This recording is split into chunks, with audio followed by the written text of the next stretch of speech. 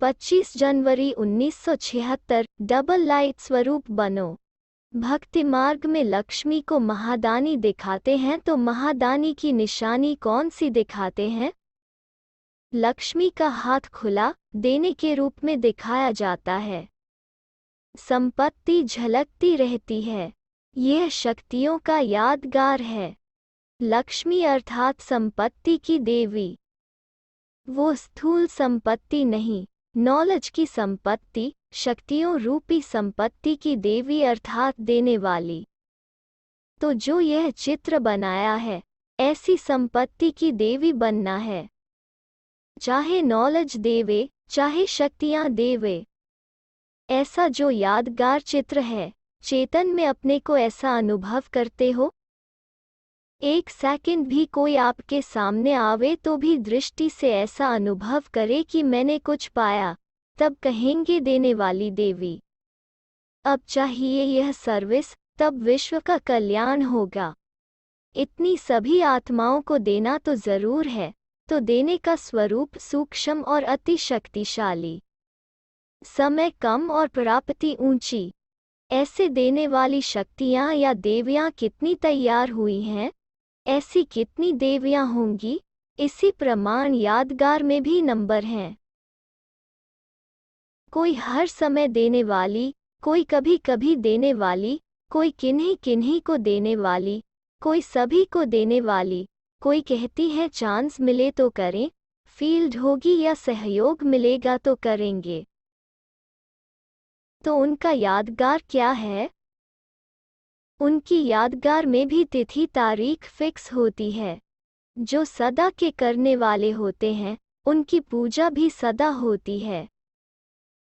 जो समय व सहयोग के आधार से चांस लेते हैं, उनके यादगार की डेट फिक्स होती है। कई देवियों के वस्त्र बदलने की, हर कर्म की पूजा होती है। इससे सिद्ध है कि उन्होंने हर कर्म करते सारा समय दान किया है, जिसको महादानी कहेंगे।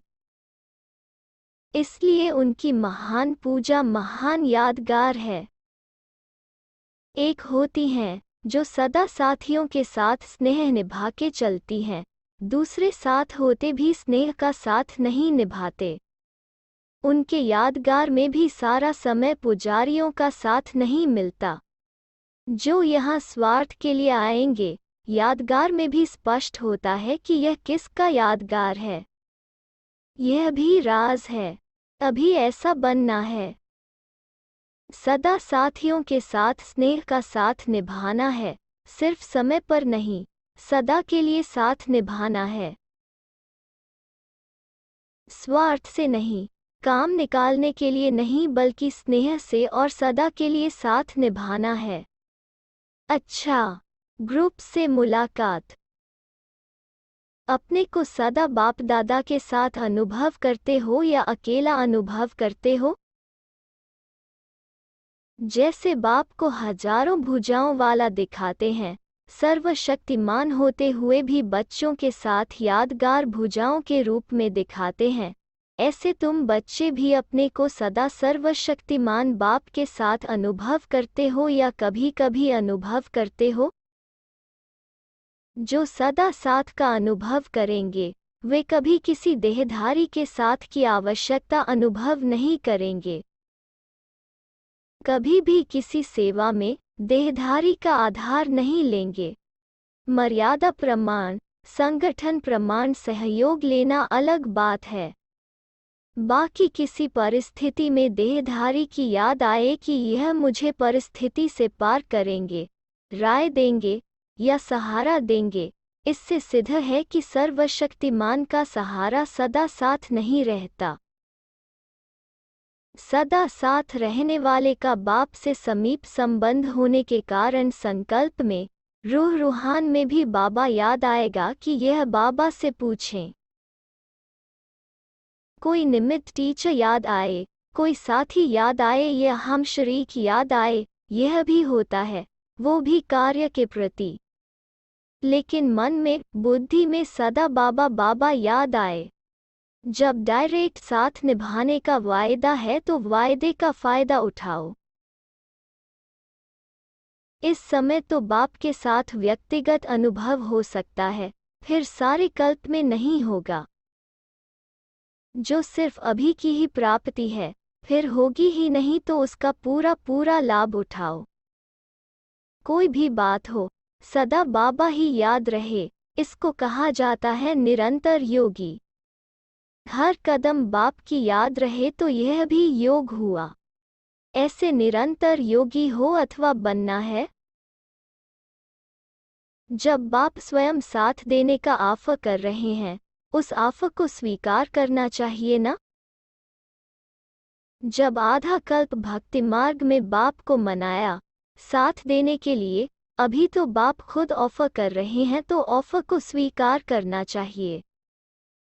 जैसे स्थूल में कोई किसी को कोई चीज ऑफर करे, वो स्वीकार न करे तो इसको सभ्यता नहीं समझेंगे, यह इज्जत कहेंगे।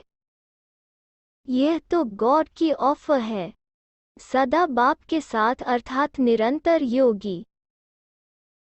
वो तो सदा लाइट रूप है, तो ऐसे संग से लाइट रूप भी और हल्के भी हो जाएंगे तो डबल लाइट हुए ना।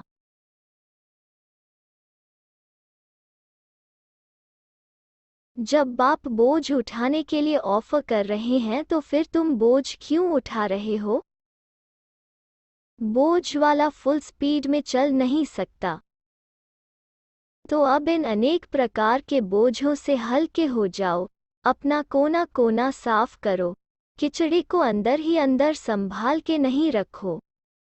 ऐसे नहीं कि चांस मिलेगा तो देंगे, है तो किचड़ा ही ना। किचड़े से तो कीड़े पैदा होते हैं, उनको रखने का अर्थ है उनकी वृद्धि करना। तो जब किचड़े से खाली रहेंगे तब बाप द्वारा मिला हुआ खजाना अपने में भर सकेंगे। अच्छा, ओम शांति। 27 जनवरी 19